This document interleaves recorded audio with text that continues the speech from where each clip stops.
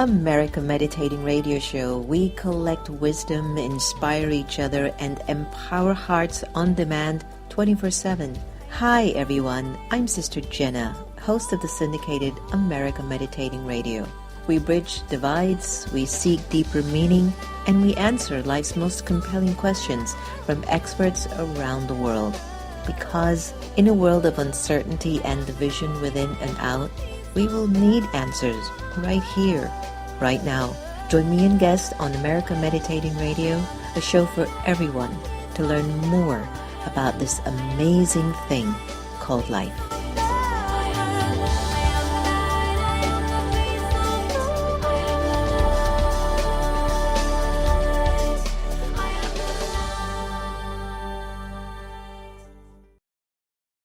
Do you like to meditate? Have you tried to meditate? Have you struggled with meditation? Why don't you visit one of the Brahma Kumaris Meditation Center? Visit brahmakumaris.org. Hello, everyone. This is Sister Jenna from the America Meditating Radio, and I'm excited to introduce to you Meditate the Vote. It's going to be a national campaign, and what we're asking for all of you to join us with is to raise the bar of conversation. Try to see in what way we can change our interpretation about who we are, what we are, and perhaps the direction in which we want this country to go in. Regardless of whoever becomes the next president in 2017, we are still responsible for the way that we want to move our lives. So could you join me and an alliance of friends around the country to meditate the vote? Go to americameditating.org, press on Events, Meditate the Vote, and you'll be able to get a whole bunch of information. So join us, because I, Sister Jenna, meditate the vote. The Meditation Museum in Silver Spring, Maryland offers a variety of courses and activities to make your life go a whole lot smoother. Located at 9525 Georgia Avenue, you will be able to experience the beautiful silence that's in the space. There are courses in Raj Yoga meditation, positive thinking, stress-free living, and personal development classes. For more information, call us at 301-588-0144 or visit us online at meditationmuseum.org. Blaylock Dialysis Center is a convenient state-of-the-art dialysis center in the Houston area, run by Dr. Panakin Patel. Relax in a comfortable environment while receiving quality care. Serving adults 18 to geriatrics, we are here to help you. Call 713-463-6611 for more information, or visit us at our website at www.blaylockdialysiscenter.com. Blaylock Dialysis Center, where helping you get well is our priority. I'm Ivy Hilton, and you are listening to America Meditating Radio Show.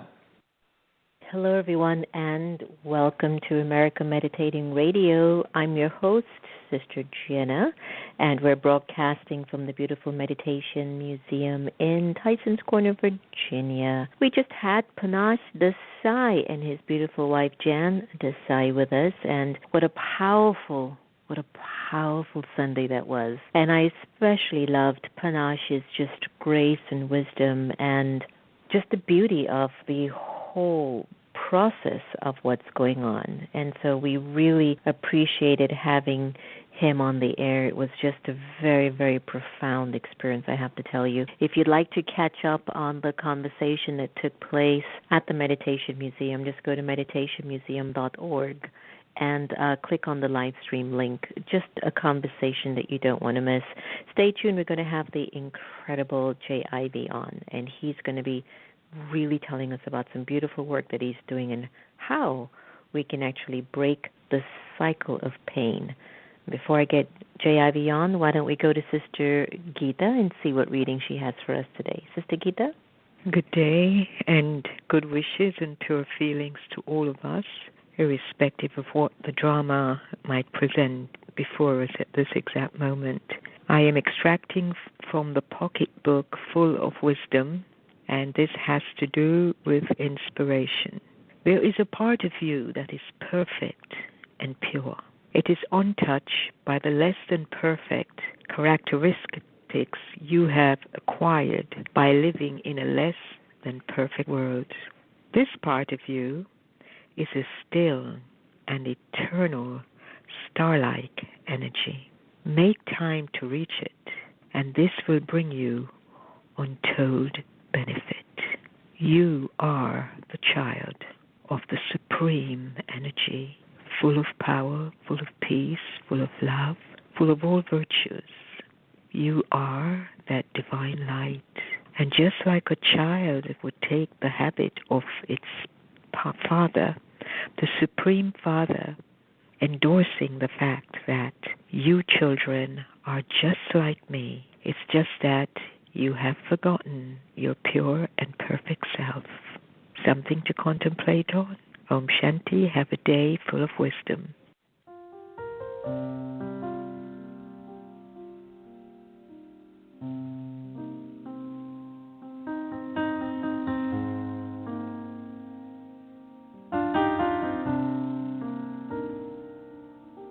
From the old to the young, we hold life and death on our tongues. Buried there within the warmth of our breath lies our outcome. In comes thoughts that are hung by our mainframes. It seems that the same things we stitch on our inseams is seen in the scenes our words paint. We spit fire, blow off steam, become things that we ain't. Our words either build, heal, or obliterate. Our words lift us, break us, paint us, stain us. Intention is written, spoken. Our hearts are either healed or broken. Often we lose to the contest of context. Our minds are hypnotized con by text. We breathe life into what we think we can't. We are who we say we are. If you say you a star, chances are you probably are. Our steps are laid out by our mantras. Affirmations are claimed in conversation. We steer down the lanes of our language. Our bodies follow. Strength is borrowed or lost depending on what we believe. Opinions become the nucleus of our mind's dominions. Words do have power. Words do have power. Words do have power. The same way the world has cowards. We're faced by fear. Like sponges, we embrace what we hear. For some, our blues become our blueprints.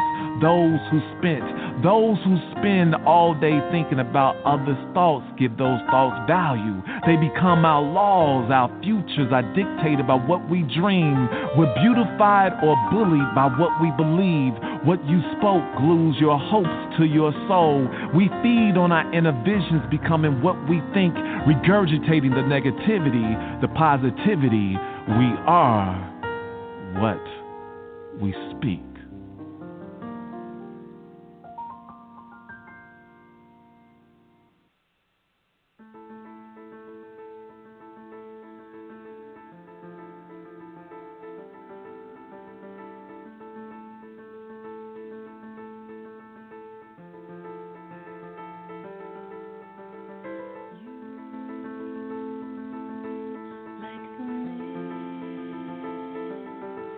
Like the clouds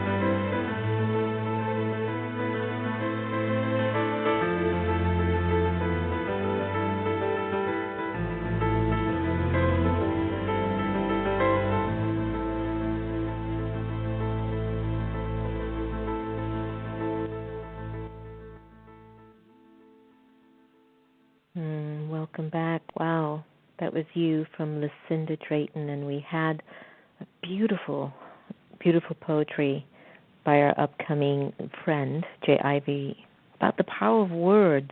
I can't begin to tell you how moving that is.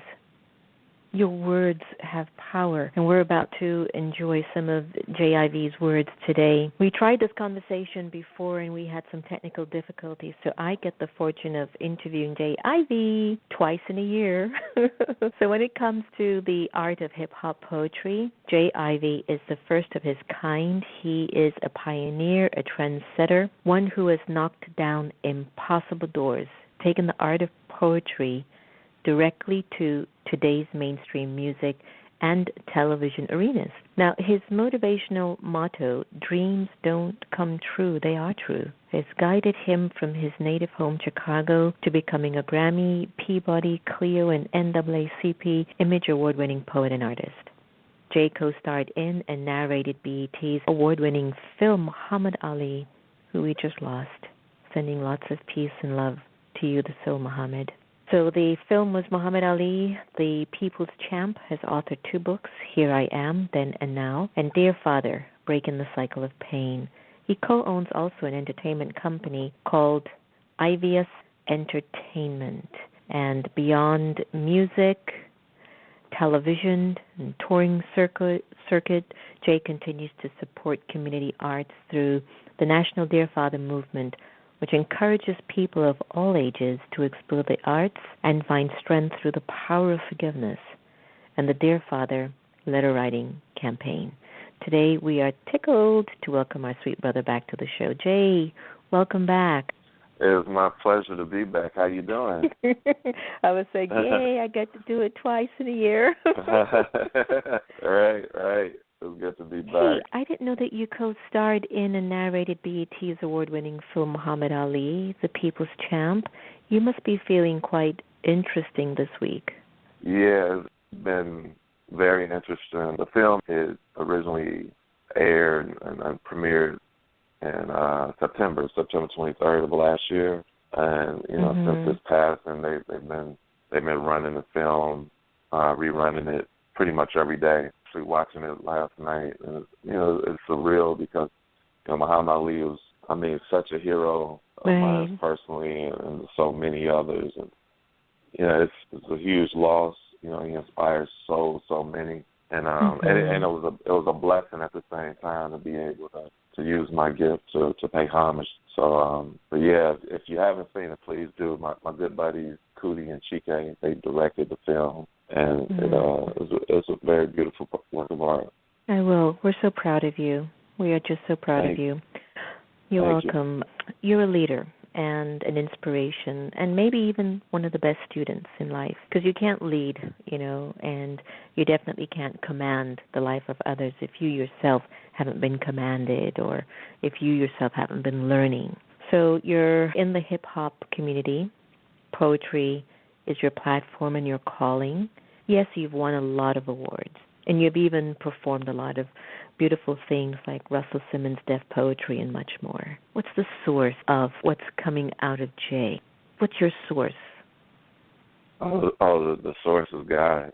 The source is this amazing gift that He blessed me with. Oftentimes, I sit back and I find myself in different events, different arenas, just doing different things with my art, and I'm always amazed, and I'm always thinking like, wow, God, thank you.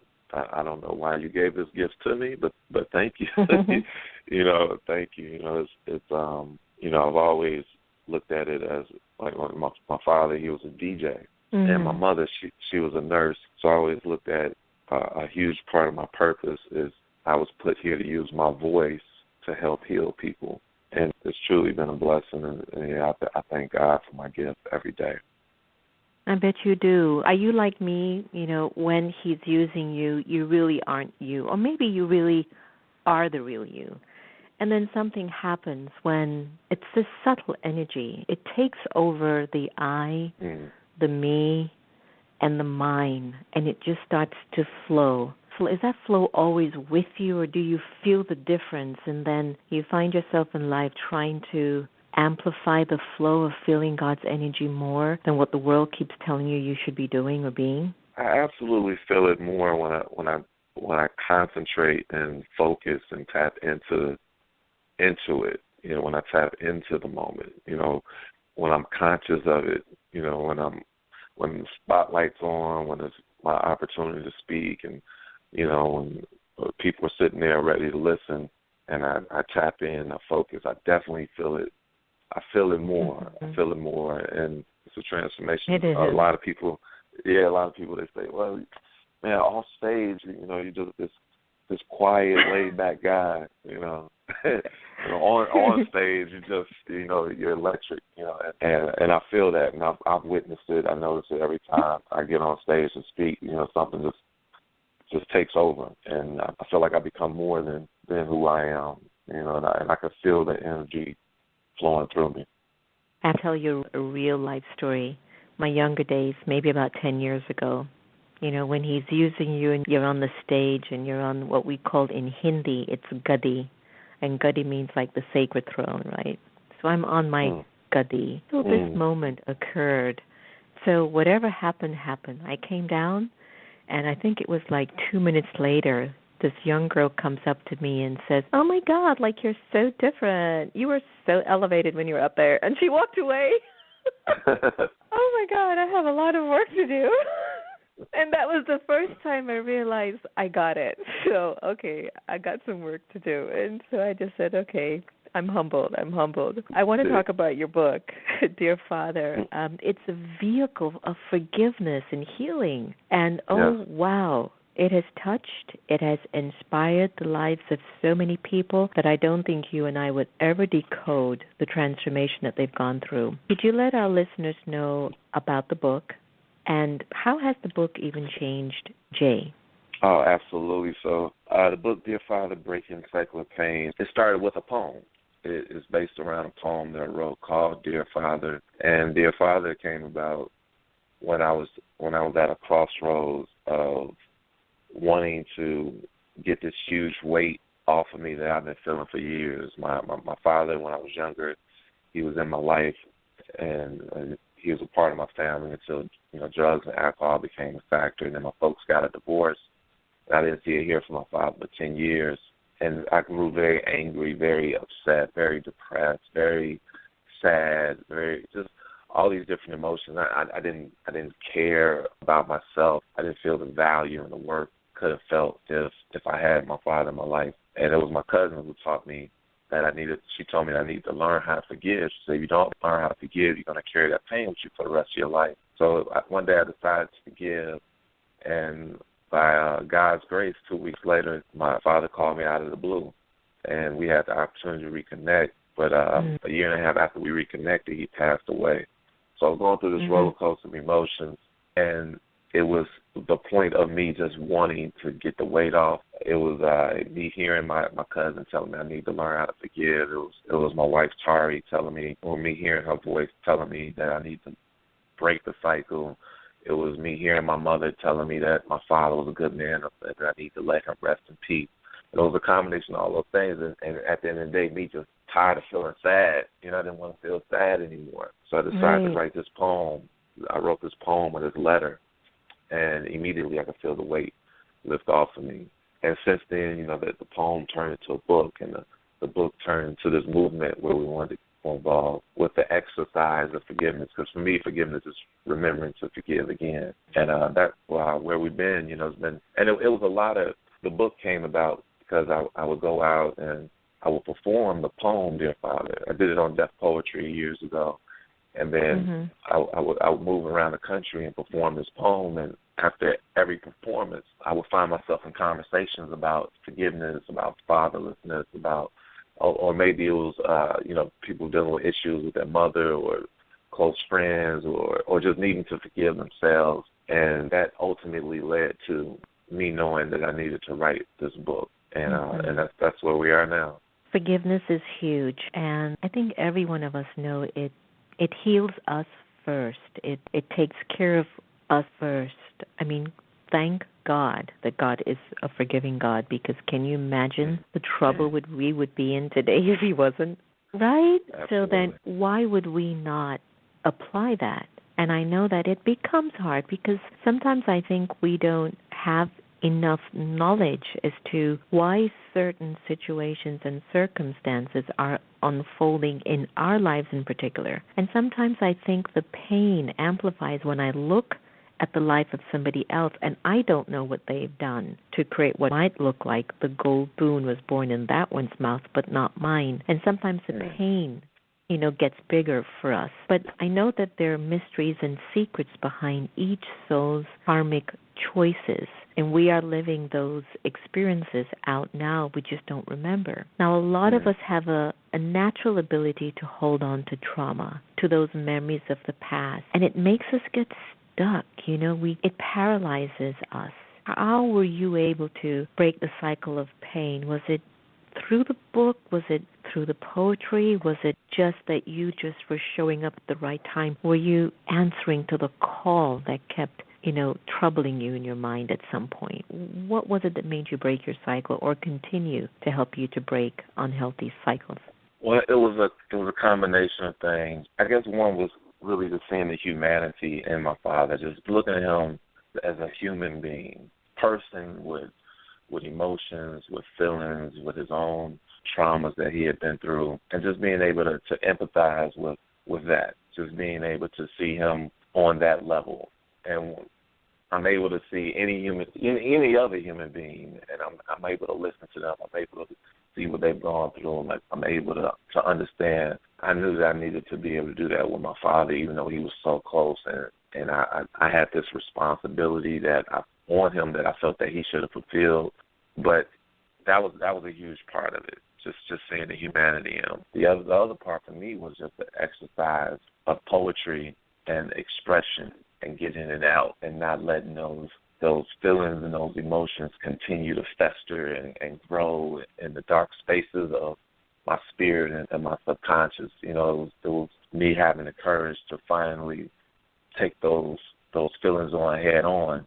And when I took them head on, the tools that were used to defeat them and to continue to defeat them, because the battle is continuous, was that expression of poetry and forgiveness and being able to empathize and just not wanting to feel discouraged anymore. I know that life is short.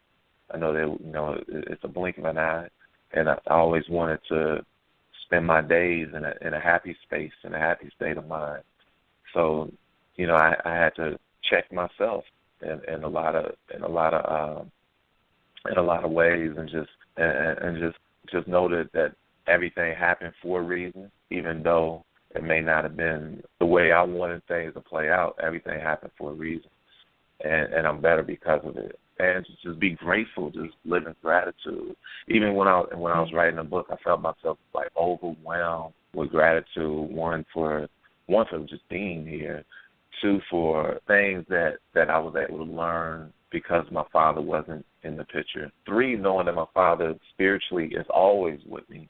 And I was also grateful for having this gift that God has given me, so I would be able to go out and express the feelings that I had, and to be able to help others who may not have the gift of writing and expression, and just lend them some ideas and some tools that may help them in their walk. Okay. Well, you know what? That's beautiful, and I think that just hearing your story just reminds us of how we're so, many of us are so similar. And for the life of me, I never know why we think we're so different. It's like, okay, my color, my shade is a little bit prettier than yours. I have to admit, I'm copper. Right. What I'm saying is that we all have these attitudes. My hair is like this, or my dress looks better than your dress. Is ridiculous. We're all so much the same, right? We all are all going through stuff. And I know what it's like when you start a movement from heart or from a calling or from an intuitive will. And because we just started Meditate the Vote in May, and it's doing exceptionally well, and we want to keep engaging in conversations how we can choose better ways of expressing ourselves. We want to vote to be a better human being, right? And you've started the National Dear Father movement. And I want you to be able to share with our listeners how we can support this campaign, which seeks to collect at least 1 million letters. And is it because of what you went through with your father that inspired you to, be called to expand this for so many children today that are fatherless? Absolutely. It's the children. I mean, it was not just children, but, because there's so many people who are, well into their older years, and they're still dealing with the things that they went through when they were younger. They're still dealing with that pain, still dealing with those feelings. And I always say, if you don't deal with your emotions, one day your emotions will deal with you. So that was the nucleus of wanting to start the movement. I do have the opportunity to go out, and it's a blessing to be able to go out and speak to thousands and thousands of country and tell them this story and let them know that, the years that are in front of them can be shifted and shaped the way they want them to if they are able to get the pain out of the way, that pain that anchors us and grounds us in the worst ways. And, I always teach them and tell them that, they can fly if they just able to get that weight off of them. So we started the movement, to encourage people to, one, to forgive, two, to write, because writing is such a beautiful art form. Literacy is such a necessity. So this also encourages that, the art form of communication, which is lacking at times, with all the social media, with all the things that we think connect us, we've become a bit more disconnected. So, getting back to the fundamentals of just sitting down with a pen and paper, it also promotes that, which to me is very, very important. So we've been working towards getting 1 million people to write letters, no matter the relationship with their father is good, bad, or ugly, because we need the people that are going through the roughest moments. We need them to hear the stories of those who didn't necessarily have that story, those who had a father in the home, those who had guidance and leadership and loving a loving environment. We need them to hear those stories. So when it's their time to become a father or their time to become a mother, then they'll have these positive images that may help guide them in their leadership. Right. So how can we get our letter in to be of support? Where do we go to get that in? Right. So it's really simple. We have a website, dearfatherletters.com, and you can submit your letter there, or everyone doesn't want to share their most personal feelings. Some people can't share them. Maybe there might maybe some legalities, or maybe they don't want to expose the family in a certain way, or whatever it is. We just ask that if you did write your letter, that you still sign the registry. We have a registry so that you can sign saying that I did write my letter. And also I want people to hear the theme. The theme is 1 million letters written, 1 million hearts healed. So again, you can go to the website dearfatherletters.com, and it's a lot of information there. We have their dialogues that we're doing around the country, where we have groups of people come together at maybe someone's home or community center, or and we just have a discussion about fatherlessness, about growing up in a home, or just any feelings that people may be dealing with at the time. We also have a curriculum, so any teachers out there, any educators, principals, we have a Dear Father curriculum that you can get on the website as well, and it's a free curriculum that you can download. We just ask that you sign up and say this school is involved with the Dear Father movement. And that's so beautiful. That's where we're at. So Dear Father Letters with an F, dearfatherletters.com. Well, congratulations on that, and I'll be sending in my letter today for sure. And thank you. You're welcome, I promise. And of course, I never like to end conversations that are so rich. So we have our physical fathers, whether they were physically present for us or not. And then we have the Father for the soul, who is ever present. Can you leave us with a few words that could keep deepening our relationship with the Supreme Father who is ever present, where we can just remember that even if my physical father might not show up when I need him the most, my spiritual father is always there? Absolutely. Can I do it with a poem? Please. You can't block your blessing. When they come your way, you got to be ready to receive. You got to shake off the fear and believe, because at times we're tested to see how far we really are, how strong we really are, how far we really go. There's an army growing, but you can't join unless you know what you're fighting. Because if you stand for nothing, you fall for anything. So stand tall. Know that you can't walk until you crawl. You can't run until you walk. You can't fly without a running start. So pump your arms when you come off the block. And it won't do you no harm to come off your block. Get out and see the world, because everyone has their own mountaintop. It wasn't promised to a few, but promised to those who knew. So climb the way you breathe and never stop. Inhale your best. Exhale the BS. Keep on keeping on. See where you're going and work on getting there. Don't hate on others when others get theirs, because you go get yours. You go knock down your own doors. Know that God go take care of you and yours. That's why miracles happen out of the blue. So know that and remember that can't nobody stop you but you, because dreams don't come true. They are true. So dream big. Then after that, dream even bigger. So big that Martin and Coretta are up ahead and holding hands, smiling down at us with a tear in their eye and joy in their heart, saying, Amen, Amen, Amen.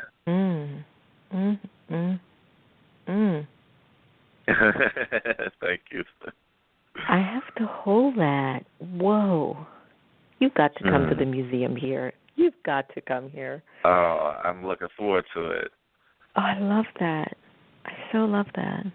Jay, thank you for letting us always remember that words have a lot of power. And thank you for letting us remember that forgiveness is the way. Thank you. Thank you for having me again, too. I really appreciate it. You're the best. All the very best. Take care, huh? You too. God bless you. Same to you. Bye-bye. All right. Peace. Peace. Well, I don't have anything to say. That's our show. That's it. Go to dearfatherletter.com and send in your letter. Tell us how you healed yourself, how best we could do it. So that's dearfatherletters.com. You're listening to America Meditating Radio. We had the amazing Jay Ivy on, and we're going to end the show with just him. Just him. Take care, everyone. Here's Jay. Raise your vibrations. Take care, everyone. Raise your vibration. Raise your